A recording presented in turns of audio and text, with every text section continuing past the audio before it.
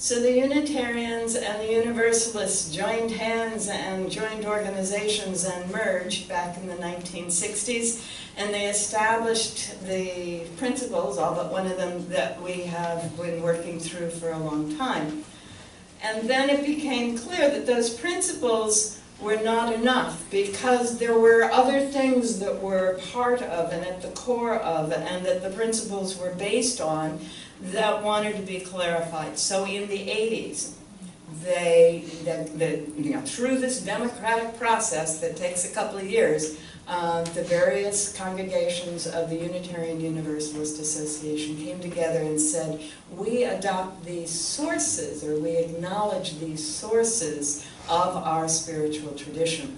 And last time I was here, I got to talk about 3 of them, and this time I get to talk about 3 more, and clarify a little bit why they are part of our sources. So I hope that I will give you an opportunity to understand them a little more fully and understand more about what it means to be Unitarian and a Universalist. So the ones we're going to look at today are the ones that are a little more obvious in most of the Unitarian experience. The Jewish and Christian traditions on which Unitarianism and Universalism are based is obvious from an historical perspective, but a lot of people walk into a Unitarian congregation and they hear the Humanist side and they're not comfortable with the Jewish and Christian side. So I want to help us understand how that comes together. And the first thing I want to do is tell you that Unitarian Universalism is seen by the outside world as a Protestant denomination. You're Christians, did you know that? At least that's what the military says, and it's because there's several reasons. One of them is in order to become a certified Unitarian Universalist minister, one has to graduate from an accredited Bible school, a theological seminary with a degree, a Master's of Divinity degree. And that is the fundamental requirement also for being a military chaplain, which is divided up into denominations, including Unitarianism.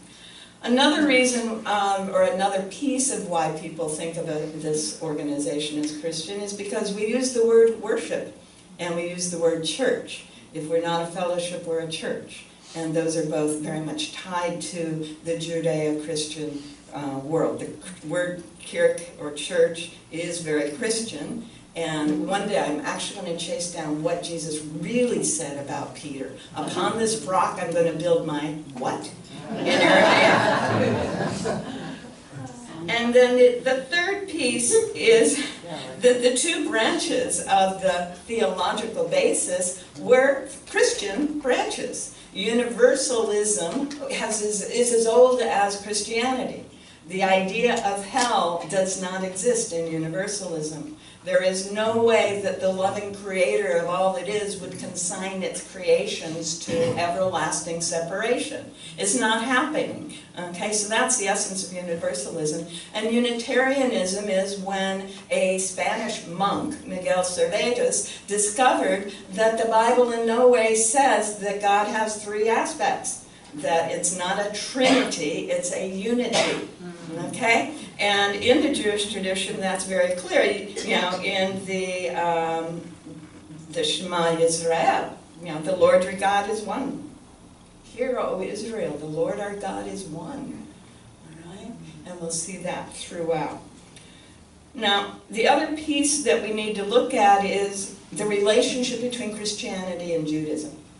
And I'm going to start with the beginning, and that is the creation story and the first few volumes of what the Christians called the Bible and what is now being known as the Hebrew Bible.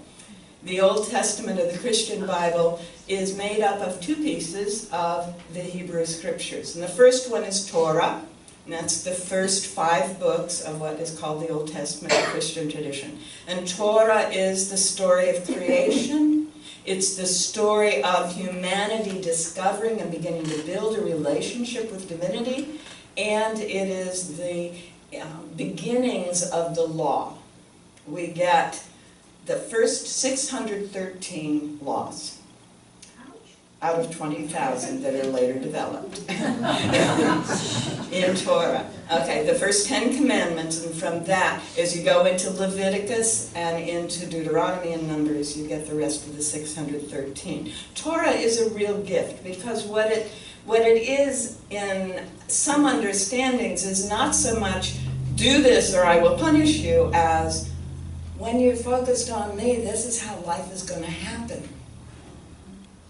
Right? It's promises. This is the nature of the universe. When you are focused on the one, then these things, you're not ever going to want anything else. You're not going to go after anything that isn't yours. You're not going to do any of that because you're feeling that nourishing, supporting connection. Okay? So Torah is the beginning, and then we go on to the historical, continuing the history. Now, Torah basically describes the history of the Hebrew people from 3760 BCE, exactly, because this is 5997, to about 1400 BCE, about whatever it is exactly when Moses found his way, his people found his way across into Canaan. So that's that history. And Torah gives us something that no other writing at that time had ever done. All spiritual traditions, all philosophies up till that time were cyclical. Everything was cyclical. But Torah said there was a past, there is a present, and there will be a future that is different. If you want to follow up on that, there's a book called The Gift of the Jews. Then, as Torah is completed, we move into Tanakh. And Tanakh is the story of the history of the Jews from 1400 BC to the collapse of the temple, and a little bit further when the temple is restored again under the Greek Empire. So we get from about 1400 BCE to about 350 BCE. So another 1100 years. And that's the Judges and Numbers and Chronicles and all of those, not Numbers, but Judges and Chronicles and the book of Samuel, the book of Ruth, all of those wonderful stories. Now, to understand the importance of this in our culture, how many of you, whether you were churched or not, were told about Noah's Ark when you were a kid? Okay? All right. Now, it's true that that is present in some of the other Mediterranean region stories, but nonetheless, Noah is the Hebrew story, right? How many of you heard about David and Goliath? Right? These things are penetrating our culture quite apart from our religious background. Tanakh and Torah are really fundamental, and we all know the conversations around the Ten Commandments. These are fundamental to Western European culture. Now, in the next piece is what's called Talmud. Now, Talmud is not what we call Bible, is not what we call Old Testament. It is the accumulated understandings and explorations and deliberations by well-respected rabbis over the next 2,000 years. And that's where, someone comes to a rabbi and says, the Torah says this, but I'm in this situation, what do I do? Okay, Torah says this, but we're fighting over it. What do we do? And that's what the Talmud gives us. And that then comes up to explaining how to live the 20,000 laws of the kosher Orthodox Jewish tradition. Wow. Okay. Now, if you think of that whole body of material, particularly Torah and Tanakh, as being the story of the Hebrew people, the people of God, the children of God, Yisrael, children of God. That's the story from 3970 all the way to the Greek Empire. Then you can think of the Gospels as the story of the same people when the Romans took over the Greek Empire. All right, so we have a description in the Gospels and in the Acts of the New Testament of life in Judea during the time the Romans were in charge. And then in Acts, we get the breakdown of the Jerusalem because of what Romans did to them. Okay, so we actually have, between this set of books, the full history of the people of Israel until they are scattered off to the four winds. Then we get, in the epistles, the letters. We get the interpretations of Torah and Tanakh for the non-Jewish people in the Roman Empire. And if we go back to the Gospels and we add one more piece, then the whole thing makes sense. Because what the Gospels are doing is saying, not only are we talking about what was going on during this period in Jewish history, we are also saying that all the prophecies said such and such was going to happen, and it happened, and this is how. Amen. And that piece then is what Paul carries forth into the Roman Empire, and John and James and Peter and all those guys. And they then say, the Messiah has come, this is how it is so, these are the prophecies, these are the fulfillments, and these are what you can expect to experience if you understand this to be so and take it into your heart and live it. And that is Ruth's update or summary of the Judeo-Christian tradition. All right. So another way to look at it is, in Torah we got two sets of covenants. We got the first covenant, Noah's Ark. And that was when the rainbows came into the sky. When the rainbows came into the sky, when the rains were done and the land was beginning to emerge, it was God saying, I'm never going to wipe out humanity again. I'm never even going to try. That was the first covenant. So I loved it that on 12/21/2012 at 11:11 a.m., virtually everyone I knew, including me, looked out our window and saw rainbows. Whether it was snowing or raining or no clouds in the sky, people reported rainbows. I collected everybody's report because I posted it on Facebook. It was beautiful. I've got about 50 or 100 reports of that. Rainbows. I will never try to wipe out humanity again. All right. So that was the first covenant. The second covenant was the tablets that were given to the Jewish people after the Exodus. Okay? And this is where God is saying, I'm here. I am the creator, sustainer of all that is. And if you stay in relationship with me, all your needs are met forever. That's all it's saying. All right? That's the second covenant. And of course, as we look at Tanakh and we look at the history of the people, everyone descends into materialism and then goes back into, oh yeah, you're there. Oh, and materialism. Oh yeah, you're there. Yeah. And that's the story. And isn't that our lives? And that's part of why all other histories are in cycles. So I began to think of it as a helix. We keep going around, but hopefully we're getting a little better every time, a little closer. All right, then the third covenant comes in the New Testament, in the Gospels, where it's the resurrection after the crucifixion. And in this covenant, I'm going to say two different pieces, okay? One is that not only does the divinity, the sustainer, the supporter, creator of all that is, support you, that same power can work through you if you allow it. And that's part of what Jesus' message was about. And then the other part of that is, when that happens fully, when we allow that fully, then the body need not be subject to suffering, illness, or even death. That's the third covenant. All right? Needless to say, we are a long way from living that one. But some of us are working on it. So, whether we were raised in a church environment or not, all of these ideas pervade the culture in some way or another. Okay?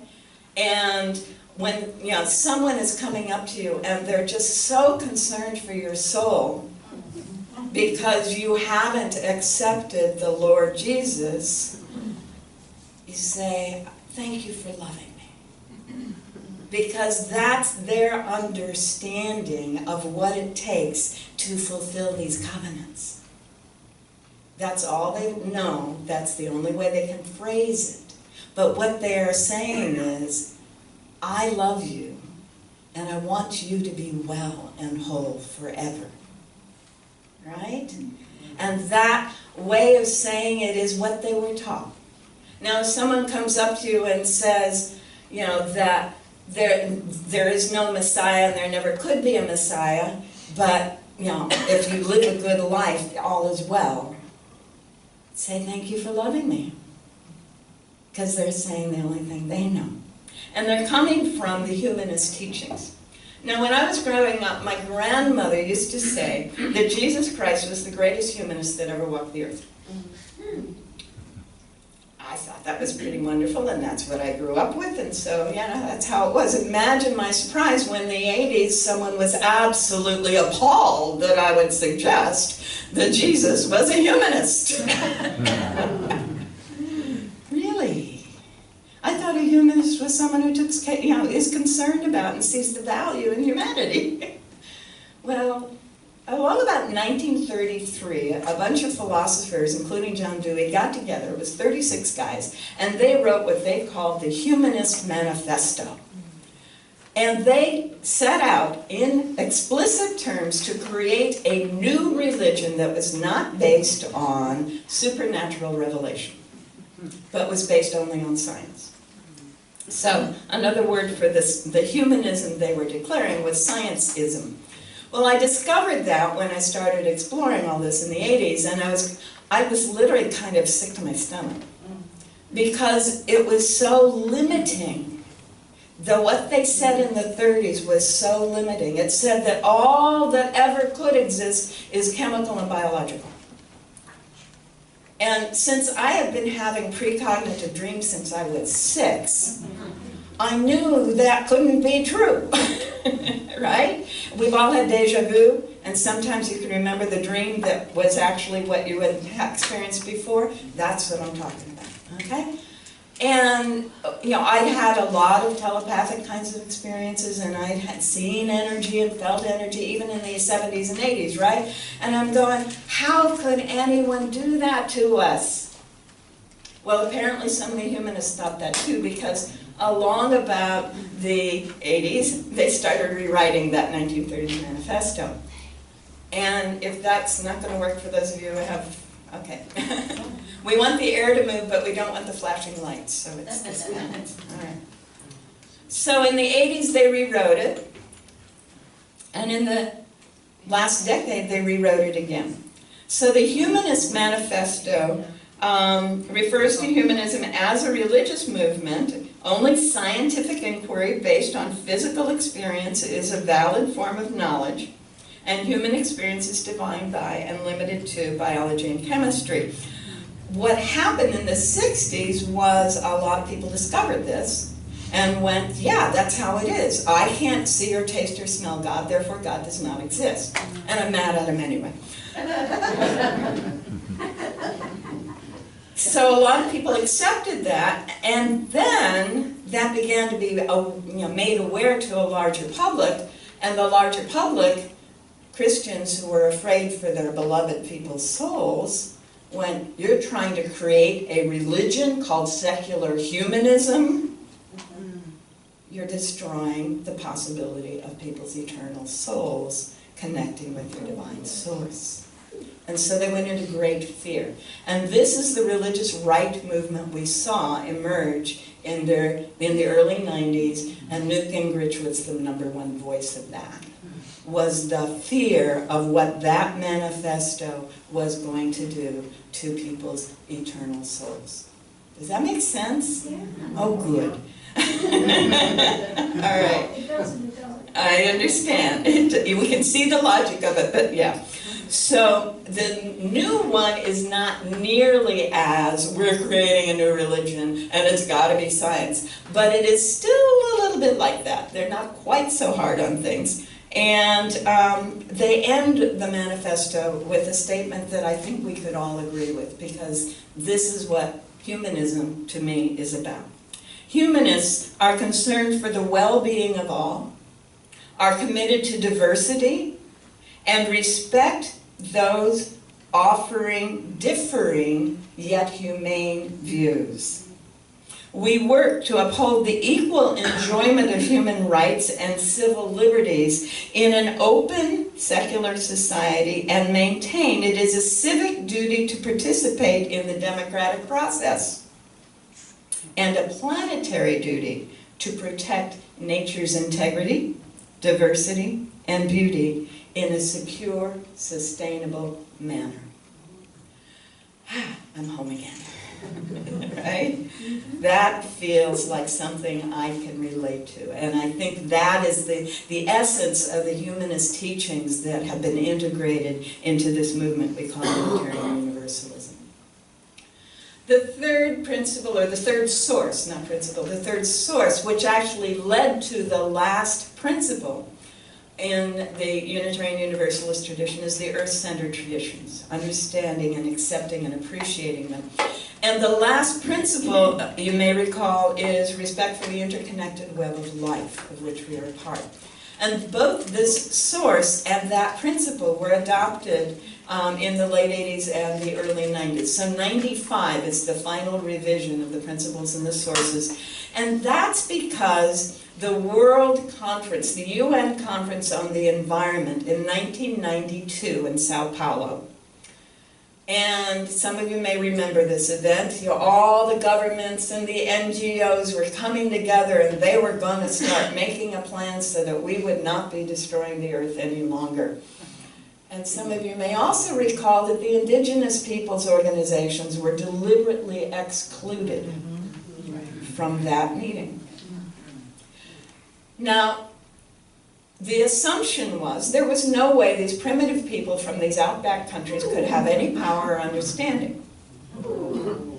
Yeah.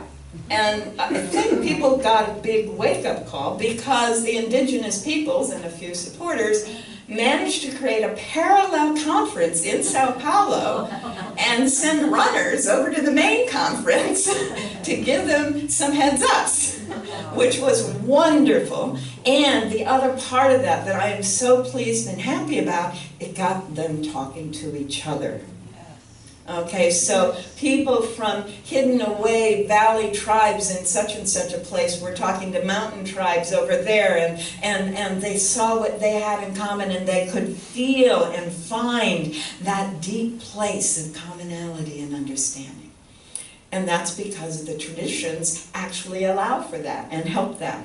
Now, the process that led to this becoming part of the UUA is a 2-year process. Someone brings it up one year, it gets discussed the next year, it gets voted on the next year. So this was adopted in 95 because of the events in 92. And that's why those of you who grew up in UUism have never heard of most of this stuff. All right. But I think there was a second reason why it was included in the UUA roots, if you will, our sources. And that is, by the 80s and 90s, there were a lot of thoughtful people in the world who were beginning to study shamanic traditions, paths, and practices.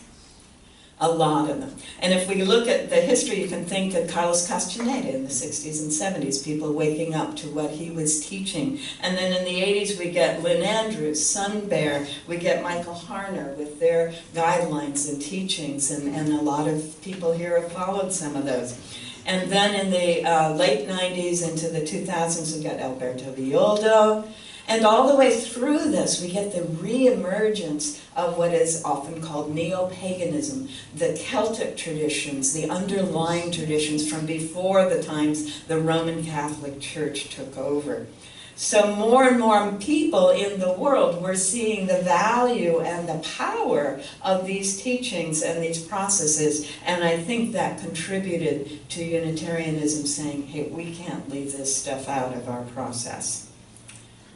Now, we say that what we get to adopt from that is the idea of the cycles and the rhythms of reality, of the natural processes. But that's a pretty general statement for something that applies to about 5,000 cultures with about 7,000 languages in the world. Now, granted, we're down to the remnants of a few hundred of those, but what's really cool is that those remnants are expanding. All right? Now, I know the last Makai, one of the Shasta tribes. I know the person, and I know her children. And she was raised white, and she was having troubles with this. And so we were able to help her find a neighboring nation or tribe to begin to reconnect with her roots. Yeah? And that's what's happening around the world, is people are finding either their own indigenous roots or they are finding one that they can relate to. And there's been a lot of intermarriage. I don't know very, very many Native Americans that don't have 4 or 5 different tribes in their backgrounds right now.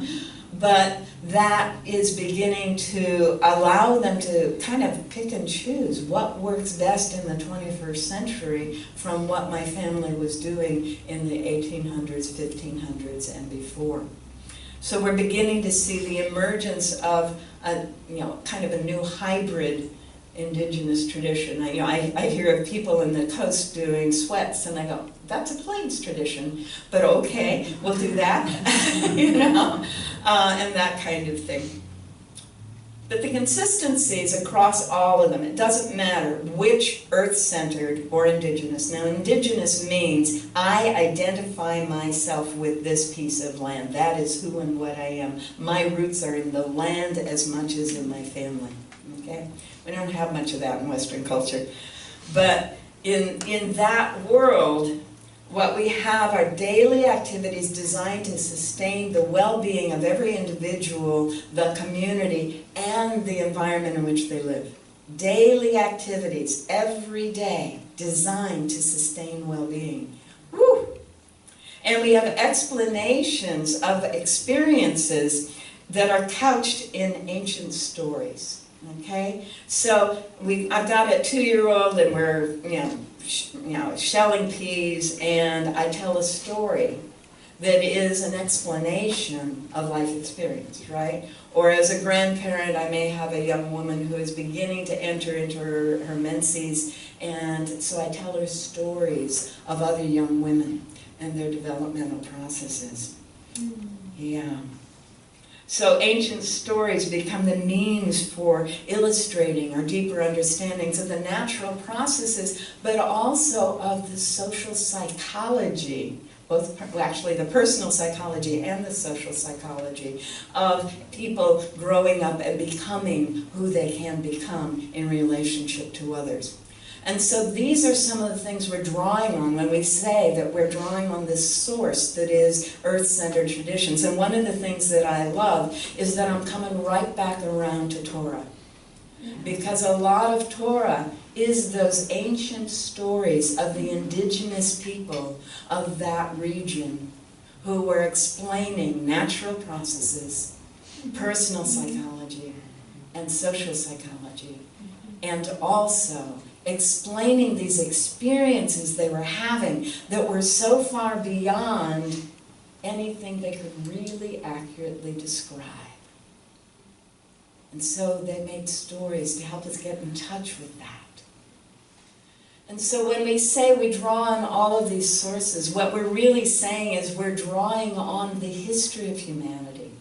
We're drawing on human unfolding in all its beautiful, wonderful, flowering ways, so that we can become the highest and best and most fullest, loving, beautiful beings that we know how to be, using our full capability in our own personal lives and in our world. And I'm very pleased to be part of that, and I thank you very much.